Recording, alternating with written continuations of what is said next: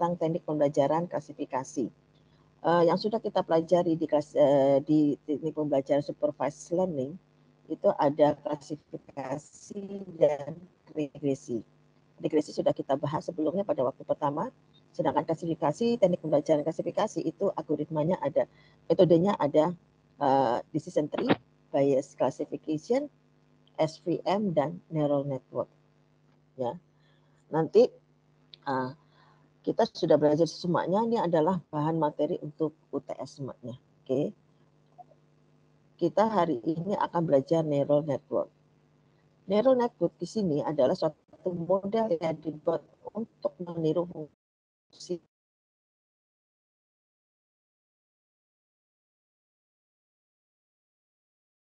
belajar yang dimiliki otak manusia.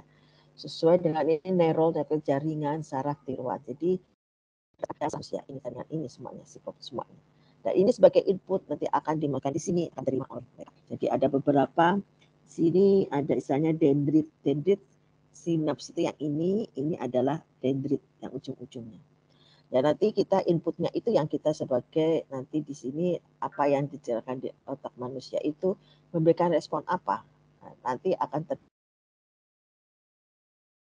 terjadi keluar output yang kita keluarkan apa outputnya.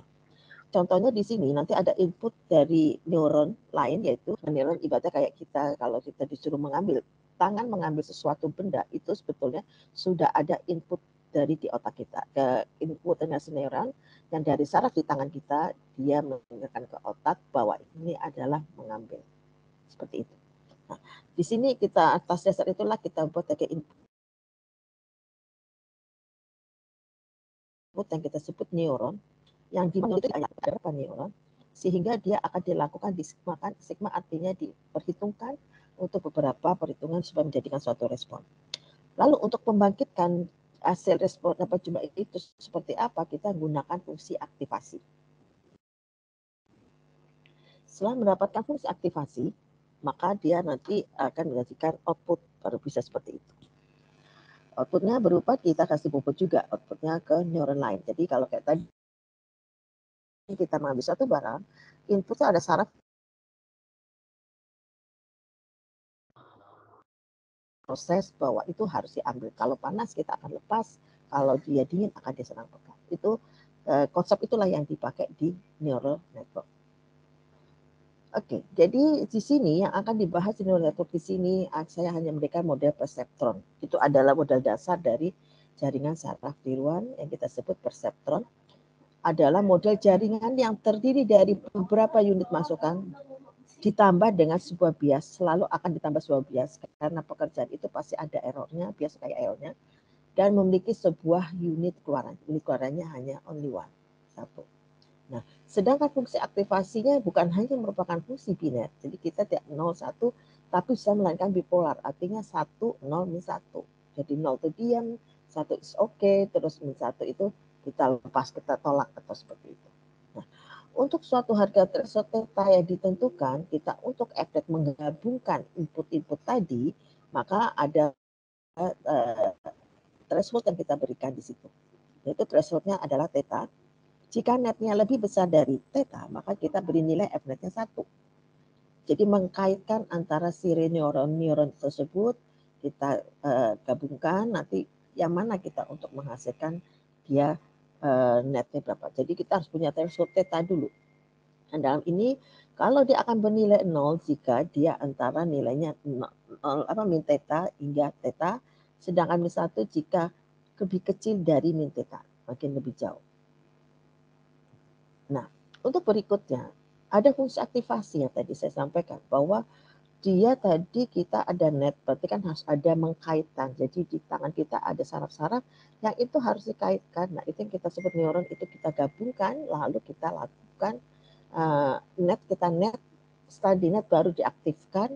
Nah, baru nanti kita bisa cek semuanya. Nah, disinilah fungsi dari net, yaitu fungsi dari kita dapat netnya, kita aktifkan si net hasil gabungan dari beberapa saraf-saraf tadi, dia akan mendapatkan fungsi aktivasi yaitu linear, step, sigmoid biner, sigmoid bipolar. Masing-masing ada rumusnya seperti ini. Y adalah sine V, maka nilainya adalah si V sendiri. Kalau Y sine V ini bisa dibuat threshold lagi ada di sini. Threshold T besar yaitu lebih besar sama dengan T dan lebih kecil dari T. Kalau lebih kecil dia menyatakan negatif 1, kalau dia lebih besar sama dengan T dia dengan 1. Nah, kapan T kita tentukan itu sesuaikan dengan kebutuhan yang akan kita gunakan. Itu aktivasi dari step.